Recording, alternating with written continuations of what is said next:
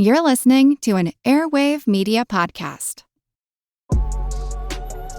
Vitamin Water Zero Sugar has great taste, zero BS, and obviously zero sugar. For those with zero room in their calendar, zero patience for slow walkers, those who get 0 hours of sleep on a Saturday night,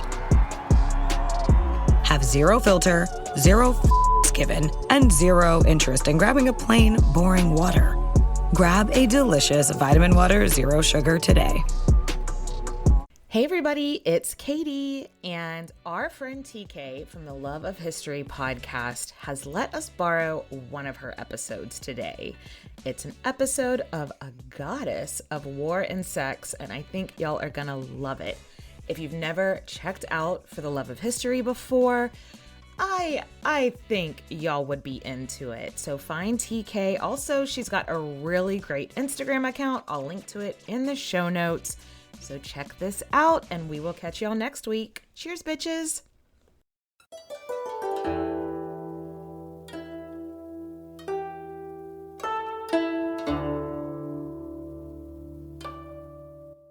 Welcome, friend. I'm TK, your tour guide to the past, and you are listening to For the Love of History, the podcast where we talk about world history, women's history, and weird history. Happy Valentine's Day, my delicious little donut. And look at the earrings that I found at a secondhand store when I was back home in Idaho. They're donuts, and they're perfect, and they're my favorite earrings in the whole world, and they're vaguely Valentine's-y.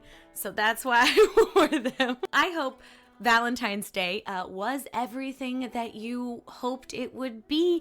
And if it wasn't, we have a great episode for you today to help you forget all about that wretched holiday. Because who needs chocolates when you have a story about a Chinese goddess of war and smexy time? But before we get into that, let's do a little bit of housekeeping. So first thing I'd like to tell you about is the History BFF Travel Meet Up. We tried to do this last year, but unfortunately it was just bad timing. I was moving, starting a new job, lots of things were going on, so we had to push it back a little bit. However, we are trying again this year, and I'm very excited about it. So if you are interested in traveling with me and other delicious donuts to a history-filled location, it would be lovely if you could take some time. It takes literally 2 minutes to go fill out that survey, which is in the show notes below. And if traveling isn't in the cards for you anytime soon, that's totally okay. And you can still fill out the survey, because this will be not the only,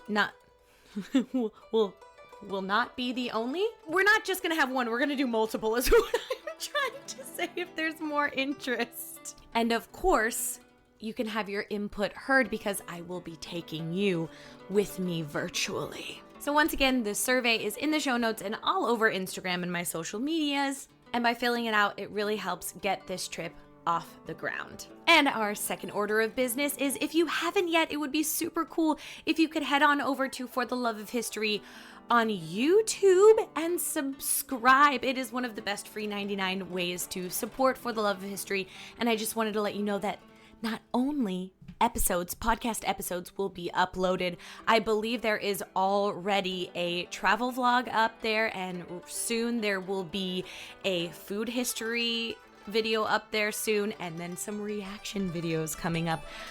And it's very good. It's very good. Lots of history content. You're gonna love it. And with that, let's get to the episode. So I heard you loud and clear in the 2023/24 For the Love of History community census, and there was a huge demand for more mythology, and I'm here to provide that mythology content. And when I was searching through one of my favorite Chinese mythology books right here, I came across one of the most epic and cool goddesses ever from ancient China. And thankfully, you voted for her in the topic polls. I love when a good plan comes together. So now we are going to hop in our time machine, travel back to ancient China. So grab your snacks, grab a drink, and let's get to it.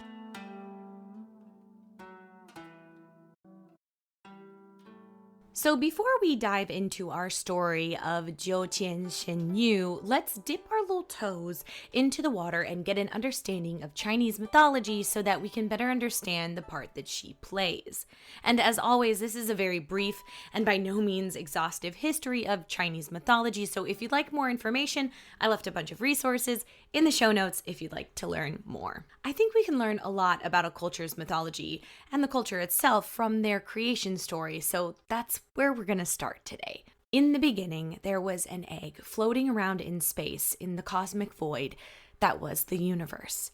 Inside the egg was a little baby named Pangu, which is an adorable name for what is essentially a titan. Pangu spent thousands of years growing in his little egg, and so too did heaven and earth. All was right in the void, and he floated around the universe. Until, like all creatures great and small, he got lonely and frustrated. Pangu became so upset that he cracked open the egg and out came the world. But heaven and earth had grown inside the egg and they wanted to be together, and chaos tried to take over. Pangu said, "No, thank you. I will not have chaos in my world." And he held heaven and earth apart for 18,000 years.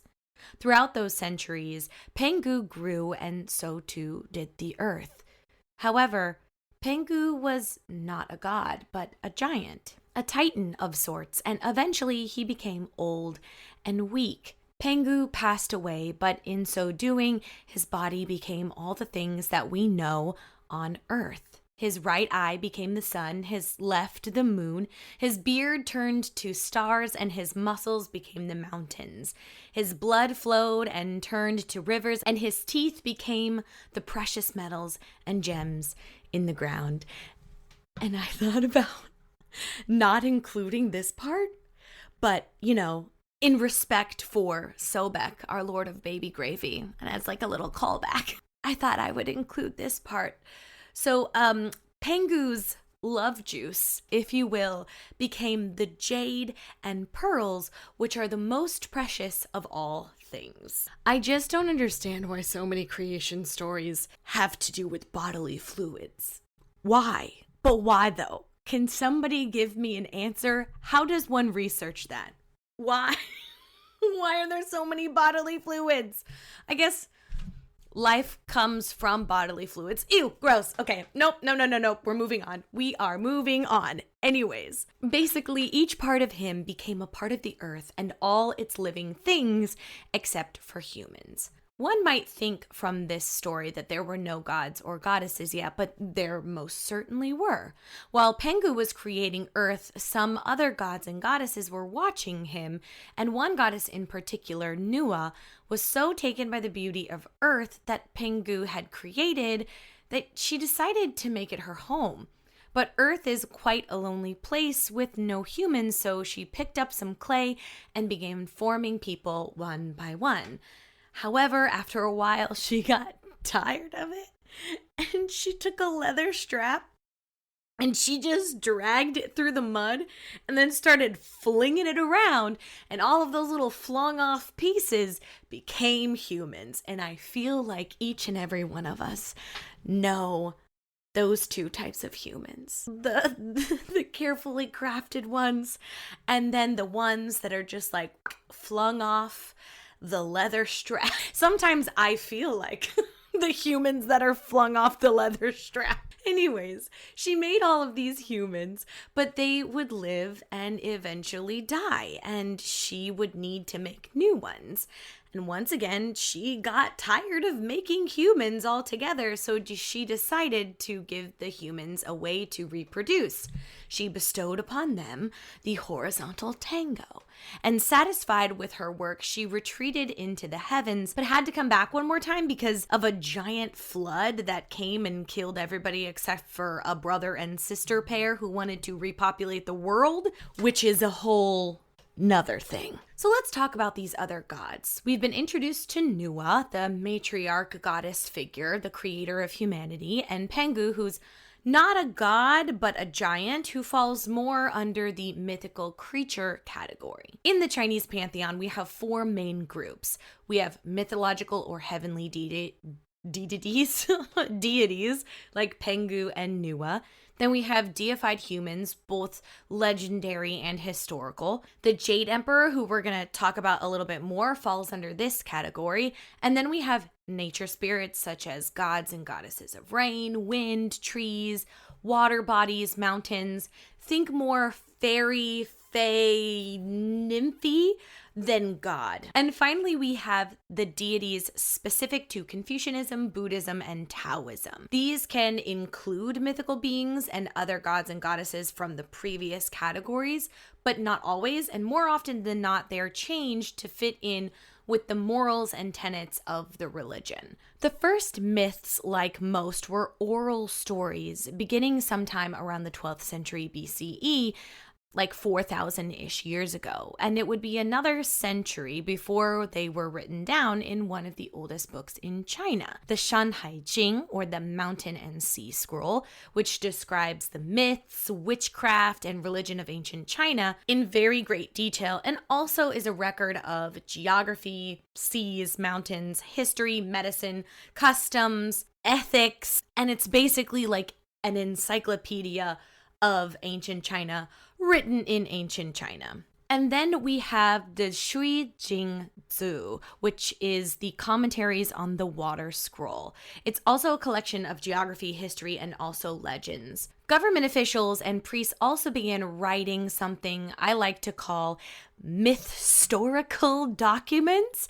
And for hundreds of years, priests and historians were one in the same. There wasn't like a different genre for these types of writings, which is really common in a lot of countries. It's the same in Japan. The Nihon Shoki and the other one that I can't remember the name of right now, they're also mythstorical. They have some historical events in it and some mythological legendary events in it. So for hundreds of years, priests and historians were one in the same, and they were creating these mythstorical documents. And this, dear one, is where we get our topic for today.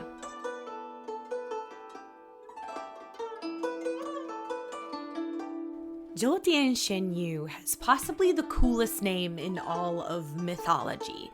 When translated, Xuannü means the Dark Lady or the Lady of Mystery. And Jiutian is a Taoist title given to her later on, which means of the 9 heavens. So her name translates to Dark Lady of the 9 Heavens or Mysterious Lady of the 9 Heavens, and she only gets cooler and more badass from here. The first priest to write about Jiutian Xuannü was Du Guangqing, who wrote a biography about her. And in his biography, she first appears to Huangdi, the Jade Emperor, in the midst of battle. He's surrounded by a magic mist created by his enemy, and things look terribly bleak for the emperor. So he calls up to the heavens to ask for help from his teacher, Jiutian. And she appears from the sky on the back of a giant phoenix. And do you know how she's holding on to the giant phoenix? With phosphorus like chain thingies holding on to them on top of this also flaming phoenix bird. In the novel Outlaws of the Marsh by Xin Yang, she's described at this moment like this. On her head, she has a 9 dragon and flying phoenix top knot. On her body, she wears a red silken gown decorated with golden thread. Blue jade-like strips run down the long gown, and white ritual objects rise above her colored sleeves.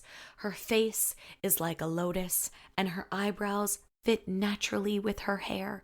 Her lips are like cherries, and her snow-white body appears elegant and relaxed. She is a total babe. And I would love to be described as both elegant and relaxed, and looking relaxed while diving out of heaven down on to earth, riding atop of a flaming bird. That's pretty stinking cool. She's already just like chef's kiss of a goddess. I love her. So in the story, when she reaches the Jade Emperor just in the nick of time, she gives him some spell books, amulets, and temporarily bestows upon him her secret powers. And what might those secret powers be, you ask, dear one? Well, they are the secret powers of invisibility. So Our Lady of Darkness and Mystery is an incredible strategist, and one of the things that makes her so good is her ability to become invisible, and not just physically invisible, but spiritually, metaphysically, and physically invisible. And she has a posse of 6 jade warrior maidens that accompany her on this invisibility process, and I just want to pause for a moment to think about and acknowledge how freaking cool it is that we have 7 women who are in this posse of badass warriors. I love it. It's amazing. Anyways, so according to the Lingbao Luing Ding Mifa, an ancient Chinese text written by an unknown author, the Jade Maidens perform specific tasks during the concealment invisibility process. The Jade Maiden of Ding Mao conceals one's physical body. The Maiden of Ding Si conceals one's destiny. The Maiden of Ding Hai conceals one's fortune. Ding Yu conceals one's Han soul, and Ding Wei conceals one's Po soul, and the Jade Maiden of Ding Chu conceals one's spirit.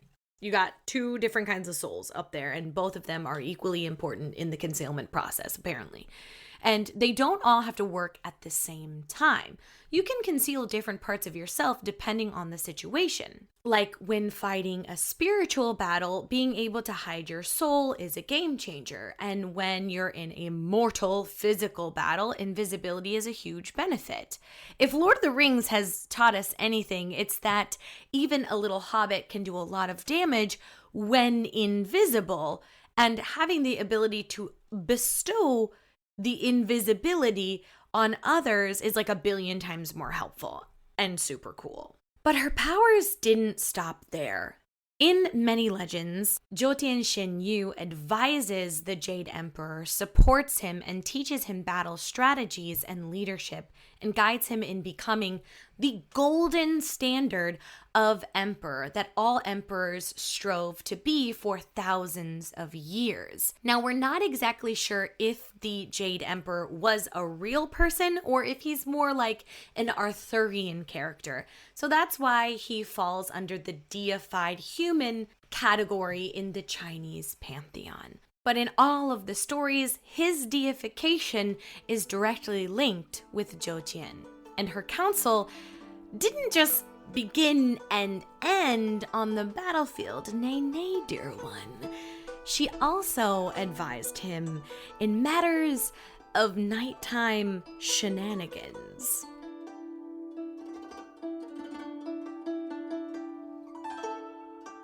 To Jiutian Xuannü, adult fun time was just as much a part of strategy as deciding where to put your soldiers. Deciding where to put your other things in other places was just as important, but she was like a businesswoman about it. In the book, she tells the Jade Emperor that no pants parties are like the intermingling of water and fire. It can kill or bring life, depending upon whether or not one uses the correct methods. TM, Jiutian Xuannü. And just a side note, I feel like that would be a perfect line for one of those fairy smut books, or any smut books for that matter. And if there are any smut authors who are out there, or smut fanfic authors that are out there, and you use that line, make sure that you credit me and Jiutian Xuannü, okay? Because it's so good. That would be a really good line. But I digress. Now might be a good time to send the children out of the room or put your headphones in, because we've come to the sex part of the sex goddess. Just so you know. Anyways, I didn't know this before I started my research, but the Taoists not all of them, many Taoists practice sex magic, and Jiutian Xuannü is very much at the center of it. Several texts have been written all the way back in the Sui dynasty, which is 4,000 years ago, until the Han dynasty, which describes sexuality and the roles it plays in spiritualism. One, called the Dong Zhuanzi Feng Zhou Shu, was written in the 7th century and contains extremely explicit descriptions of the sexual arts that involve healing, focus, energy, conservation, and renewal. You see, traditional Chinese medicine has 3 parts. The Zuyu, which is spell casting, the Yingji, which is Chinese medicine, and the Fangzhong Shu, which is sexual skills and methods, which include idea transfer, suppression, which is like suppressing, not coming to fruition, which is, okay, love that. Interruption, which is you're in it, and then you're not, and you do it on purpose. And then special postures, a la Kama Sutra, and then touching the 3 peaks, and I'll let you take a guess at what the 3 peaks are. Oh my gosh. So each one of these 3 branches was of equal importance in ancient China and even to some practitioners today. I read a very interesting article from the World Journal of Men's Health about the Chinese medicine practices using these suppression and interruption and posture methods for premature comingeth to fruition, if you will, in men, which gotta love that. And I can hear you. I hear your questions coming in through the ether. TK, how the heck is Our Lady of Darkness and Mystery involved with this? Well, dear one, she is in many of the books, and there are a few that are named after her or contain her name within the title. And in the books, she's the one teaching the methods and the techniques. And it's wild because in many of these books, the no pants dance is compared to alchemy and is responsible for prolonging life. Essentially, the Holy Grail, the fountain of youth, not the creation of life, friend. Nüwa she's got that under control. Our Lady of Darkness and Mystery of the 9 Heavens is responsible for longevity and is never referred to as a fertility goddess until later on, but we'll talk about that, and is strictly in charge of the late night downstairs disco. During this time, she was sexually empowered,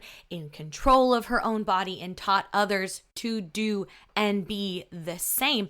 But unfortunately, garbage humans are gonna garbage, and her connection with sexuality was slowly erased. In Taoism, sexuality is great. We love love. They love love.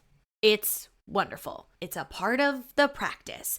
But in Taoism, when Taoism took over in China during the Tang Dynasty, 618 to 907, they had very different feelings about women and men and how they should be using their bodies. Many Taoist priests and scholars began sterilizing Jiutian Xuannü's story and calling her the goddess of war and longevity, which is way less cool and not what she originally was. Having sexually empowered female goddesses did not align with Taoism, nor did it vibe with the message that they wanted to send women of the Tang Dynasty, which is not cool, not TK approved. So for many years, Jiutian Xuannü was all but forgotten and became a minor deity, if that. But you can't keep a good goddess down for too long, because in 1880, nope, absolutely not 18. In 1487, dyslexia showing up today. In 1487, when the Empress Xiao Qingjing and Emperor Xiao Zong of Ming were ordained. And just a side note, because I thought this was really sweet, she is the only empress to an adult emperor who had no concubines in all of Chinese history. The emperor took no concubines because he said he needed no others because he loved her so much. And I just think that is incredible. In 4,000, almost 4,000 years of dynastic history in China, you're telling me that one adult emperor and empress couple didn't have concubines? Anyways, that's wild, but I will digress. So this absolute power couple was ordained, and when the empress was ordained, there was a scroll created to like certify that it had happened, and on the scroll there were lots of pictures of goddesses and gods as well as an inscription. And guess what was in the inscription? Our Lady of Darkness and Mystery. Yes. So the writer of the inscription, who was a Taoist master, Zheng, I'm so sorry, I could not find a pronunciation for this guy's name. Quan Jing, Xuanqing. Him. I'm so sorry, I could not find a pronunciation for this guy's name. He entitled our wonderful little sex and war goddess, the Dark Lady of the Nine Heavens, who slays evil and protects righteousness. He gave her that title to be immortalized in this scroll. In the end, she was not forgotten, and to this day, many Taoist practitioners call upon her when they're in the midst of their amorous congress, and other times, like when women are seeking to come into their power. And I hope next time that you are feeling not your best, you call upon Our Lady of Darkness and Mystery, who comes to us on the back of a phoenix to get a little bit of courage. So now you know her. Now you love her. Our Lady of the Nine Heavens, Slayer of Evil, and Protector of Righteousness, Jiutian Xuannü.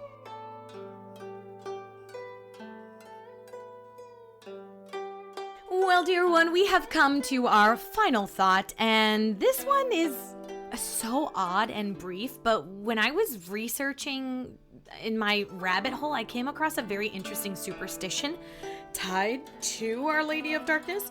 So apparently it was a very big superstition back in the day that you couldn't marry someone with the same last name as you. I don't know why, but it was because of her. And in ancient China, there was like a whole law about it. Like, it was a law. You were legally not allowed to marry someone with your last name. Maybe it was like incest prevention. I have no idea. But nowadays, it's totally legal. However, there are still quite a few people who are a bit superstitious, who still believe that you should not marry someone with your same last name because it's bad luck, and somehow it's connected with Jiutian Xuannü. I don't know how, but it is. We did it! We have finished episode 117 of For the Love of History podcast. I feel it in my nuggets that this season is going to be my favorite, and I'm legally allowed to say that every season. So, yeah, I hope you agree. Thank you for joining me for this and every single episode, dear one. I cannot tell you how much I appreciate you being here and spending time with me, telling you about some really weird stuff. If you enjoyed this episode, please share it with your history BFF or someone that you feel needs to be converted into a history BFF. Applications are always open. You can always come and join us. It would be absolutely fabulous if you left a rating or review or both. Those help exponentially. The algorithm gods love those delicious little offerings, and it makes them very happy and promotes the podcast for more potential delicious donuts. So that's great. And if you'd like to support the podcast in other ways, you can join us over on Patreon for early episode releases, ad-free listening, Patreon only author and guest interviews, recipes for all of the upcoming cooking history that will be going on over on YouTube, discounts on merch, discounts, goodness gracious, and so much more. You can also head over to For the Love of History merch store and get yourself some of the very adorable, very cool, very comfortable merch. We have new designs for season 8. And if you do end up getting some merch, please take a picture of yourself in it and tag me, because I love seeing you in For the Love of History official gear. It makes my whole day. I love seeing my delicious donuts in their delicious donut merch. And with that, I will say adieu. But before I go, I will tell you to do something kind for yourself. Go outside, touch some grass, take a little time for yourself. Do something nice, drink some water, that's like I did right now. And with that, I will see you next week when we have our first author interview of the season. Okay, see you later, love you, bye! Why is there a metronome right now? Oh, okay. This is Jen and Jenny from Ancient History Fangirl, and we're here to tell you about Jenny's scorching historical romantasy based on Alaric of the Visigoths' Enemy of My Dreams. Amanda Boucher, best-selling author of the Kingmaker Chronicle, says, quote, "This book has everything: high-stakes action, grit, ferocity, and blazing passion. Julia and Alaric are colliding storms against a backdrop of the brutal dangers of ancient Rome. They'll do anything to carve their piece out of this treacherous world and not just survive, but rule." Enemy of My Dreams is available wherever books are sold.